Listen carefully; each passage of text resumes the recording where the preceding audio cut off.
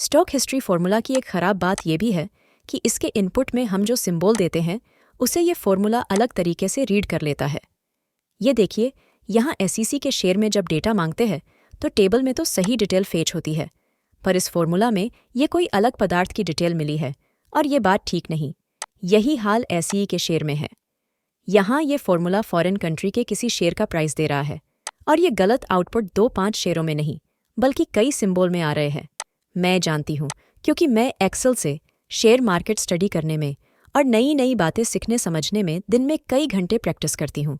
ये मेरा रियाज है और हमारे टेबल की खासियत ये है कि ये टेबल नेशनल स्टॉक एक्सचेंज का ही सिंबल आइडेंटिफाई करता है और हमें उसी की ज़रूरत होती है। इसीलिए मुझे ये टेबल ज़्यादा पसंद है। Stock history function and formula की एक्सप्लेनेशन वीडियो सीरीज़ के अंतिम भाग में मैं संगीता कुकड़ियाँ सभी एक्सलर्स, सभी ट्रेडर्स और सभी स्टूडेंट का स्वागत करती हूँ। आज हम जानेंगे कि किसी भी स्टॉक की हिस्ट्री को टेबल से फेच करने में और फार्मूला से फेच करने में क्या डिफरेंस है और कौन सी रीत सही है। सबसे पहले यहाँ इस सेल में देखिए, यहाँ स्टॉक हिस्ट्री फार्मूला लगाया गया है। यहाँ स्टॉक का इनपुट ये सेल है और स्टार्टिंग डेट यहाँ इस सेल में और एंड डेट इस सेल से ली गई है। आउटपुट में हमें जो डेटा मिला है वो इस टेबल से अलग नज़र आ रहा है। ये देखिए, यहाँ टेबल में इस तारीख को 58 रुपये 70 पैसे रेट है, जबकि यहाँ इस सेल में हमें अलग आउटपुट मिल रहा है। तो हमें कौन सी वैल्यू पर विश्वास करना चाहिए? यहाँ चार्ट देख लेते हैं। इस तारीख को इस कैंडल की प्राइस वही है जो हमारे टेबल में फेच हुई है। स्टॉक जब स्प्लिट होता है तो स्टॉक हिस्ट्री फार्मूला में कई बार पुराने प्राइस ही फेच होते हैं। ये स्टॉक हिस्ट्री फॉर्मूले का सबसे बड़ा माइनस पॉइंट है। ये सटीक उदाहरण है। देखिए, बजाज फिनसर्व का स्टॉक तारीख 13/9/22 के दिन स्प्लिट होकर 1755 हो गया है। इस शेयर में 1 के सामने 10 शेयर दिए गए हैं। पुराने सारे प्राइस यहाँ 10 से डिवाइड हो गए हैं और वॉल्यूम को 10 से मल्टीप्लाई किया गया है। ये डेटा एक मार्केट स्टूडेंट के लिए बहुत ज़रूरी है। स्टॉक हिस्ट्री फॉर्मूला वाले इस बॉक्स में जो वॉल्यूम है उनको 10 से मल्टीप्लाई होना चाहिए, जो कि नहीं हुआ है, जबकि हमारे टेबल में ये वॉल्यूम 10 से मल्टीप्लाई हुआ है। दूसरा एग्जाम्पल IRCTC शेयर का मुझे याद आ रहा है। ये शेयर तारीख 28/10/21 को स्प्लिट हुआ। इसमें 1 के सामने 5 शेयर स्प्लिट हुए हैं, तो पुराने वॉल्यूम को 5 से मल्टीप्लाई करना चाहिए। इस टेबल में देखिए, हर एक वॉल्यूम का एकम का फिगर 0 या 5 है, जबकि फार्मूला में वॉल्यूम वही पुराना है जो ये स्टॉक स्प्लिट होने से पहले हुआ करता था। यहाँ इस वॉल्यूम को 5 से मल्टीप्लाई होना ज़रूरी है, जो कि नहीं हुआ है। बहुत कमाल का फार्मूला होते हुए भी एक्सेल के इस फॉर्मूले को थोड़ा ज़्यादा अपडेट होने की ज़रूरत है।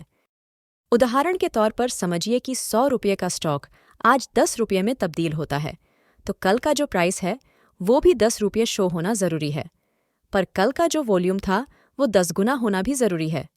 जबकि स्टॉक हिस्ट्री फॉर्मूला पुराने प्राइस को तो 10 से डिवाइड कर देता है, पर वॉल्यूम को 10 से मल्टीप्लाई नहीं करता है। और मेरे जैसे एक्सलर्स जो कि हिस्टोरिकल प्राइस और हिस्टोरिकल वॉल्यूम को ध्यान में रखकर स्ट्रेटजीज बनाते हैं, हमें बड़ी मुश्किल हो जाती है, क्योंकि वॉल्यूम स्टडी में ये चीज़ें बड़ी ज़रूरी है। तो यहाँ स्टॉक हिस्ट्री फॉर्मूला फेल हो जाता है। हालांकि टेबल में भी कभी कभी स्टॉक स्प्लिट होने के बावजूद पुराने प्राइस ही शो होते हैं और वो NSE की वेबसाइट से डेटा डाउनलोड करेंगे तो भी वही होता है। तो ये हमारे हाथ में तो है नहीं दोस्तों। मेरे 6 साल के एक्सपेरिमेंट्स और एक्सपीरियंस में टेबल से फेच किया गया डेटा ज़्यादा सटीक पाया गया है। स्टॉक हिस्ट्री फॉर्मूला की एक और ख़राब बात समझने के लिए यहाँ मैंने उदाहरण के लिए 2 वर्कबुक बनाई हैं। दोनों वर्कबुक में 15 शेयरों की पिछले 6 साल की हिस्टोरिकल प्राइस फेच करी है। बाकी के सारे फॉर्मूला सेम ही है। ये देखिए, वर्कबुक नंबर 101 में ये हिस्ट्री वैल्यू है, कोई फॉर्मूला नहीं है, जबकि वर्कबुक नंबर 102 में यही हिस्ट्री हिस्टोरिकल फॉर्मूला से फेच करी है। अब यहाँ इस वर्कबुक की प्रॉपर्टी चेक कीजिए।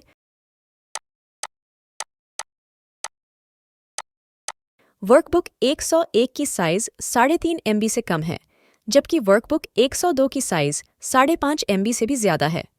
जब हमें लार्ज डेटाबेस पर काम करना होता है तो ये बात बहुत ज़रूरी हो जाती है। ये दूसरा कारण है कि मैं स्टॉक हिस्ट्री फॉर्मूले का उपयोग नहीं करती। तो क्या इसका मतलब ये है कि स्टॉक हिस्ट्री फॉर्मूला कोई काम का नहीं है? जी बिल्कुल नहीं जनाब। शेयर हर रोज़ स्प्लिट नहीं हुआ करते।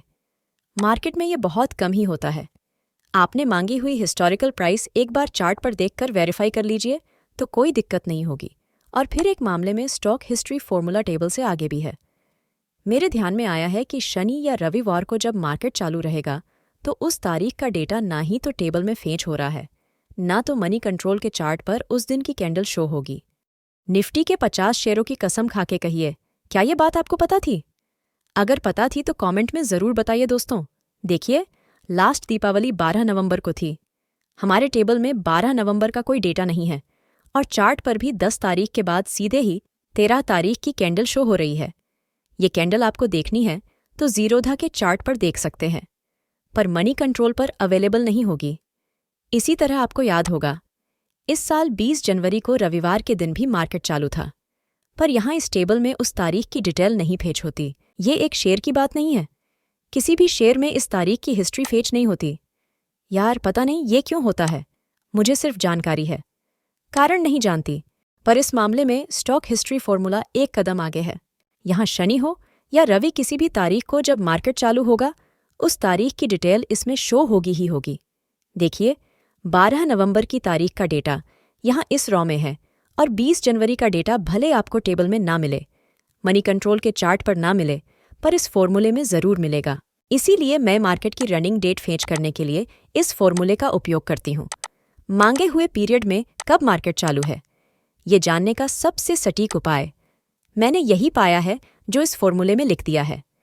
ये फॉर्मूला हर रोज़ शाम को 7 बजे नई तारीख अपडेट कर लेता है।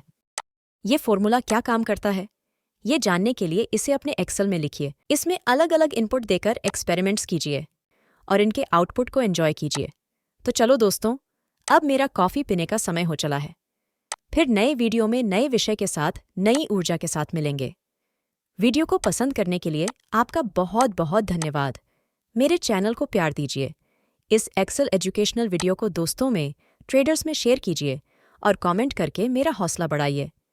मेरा यानी संगीता कुकड़ियाँ का सारे व्यूअर्स को जय श्री कृष्ण, बाय बाय।